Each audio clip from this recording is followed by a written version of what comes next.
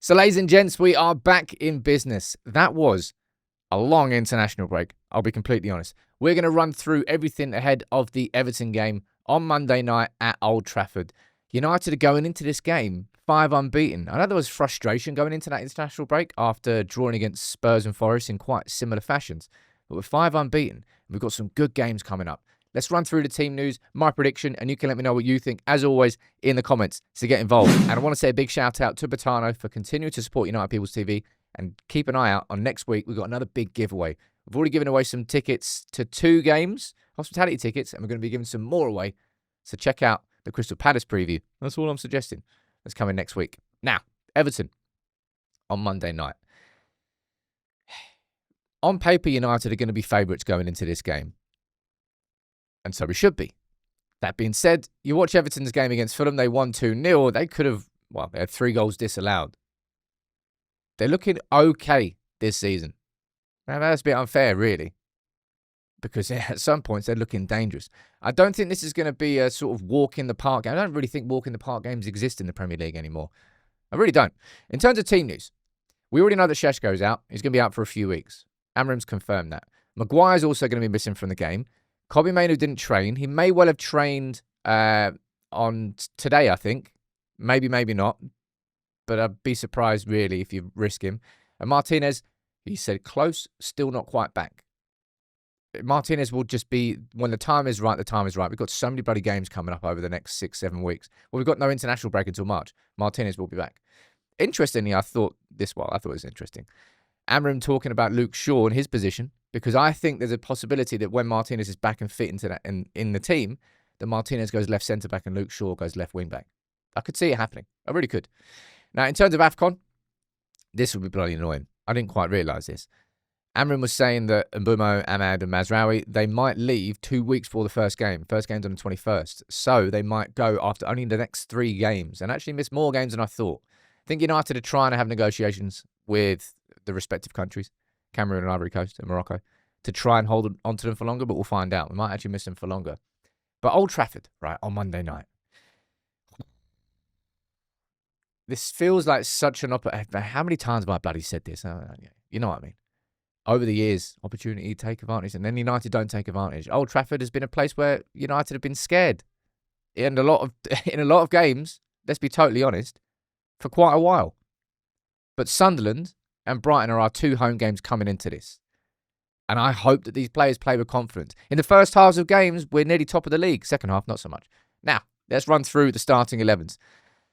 This was Everton's and United's starting 11 in the last 2 respective games. And there's going to be some changes, right? Some obvious changes, because Maguire's not fit for the game. Anybody else not fit? No, it's just Maguire who's missing through injury.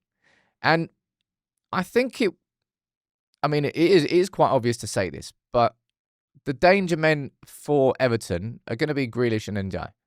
Really holding their width and just giving fullbacks problems all season. So whoever is playing wing-back for United is going to have an extra busy game, because that is where the biggest threat is going to come from Everton. That being said, Everton can cause problems to this United team. But I don't want United to go into this game thinking, how can we stop Everton? I want United to go into this game thinking, no, let's just beat Everton. How can we play to our strengths? And I think a key matchup for that sort of conversation is over here. And it involves these 3. Because you could play Ahmad up there as one of the right attacking midfielders, right? Pretty standard. I think in this game, you play Ahmad at right wing back. Now, you might say that that's a bit of a risk, given that Grealish is one of their danger men. And it is a little bit of a risk. But I would rather United go into this game thinking, how can we isolate Mikalenko and cause them problems down there, rather than thinking, how can we stop Grealish? Now, I might be wrong on that one. It may well be Dalot playing there and Ahmad playing further forward, and maybe especially so considering Sesko is missing. So there's going to be a difference up front.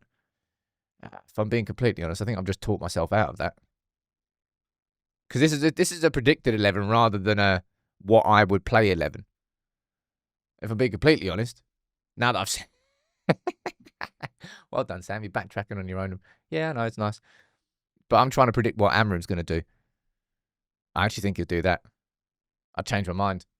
In terms of defensive changes, this feels pretty straightforward. I don't really think we need to have too much of a conversation about the fact that Yoro's going to come back in. And again, we're talking about Grealish because our wide centre-backs are going to have a busy time.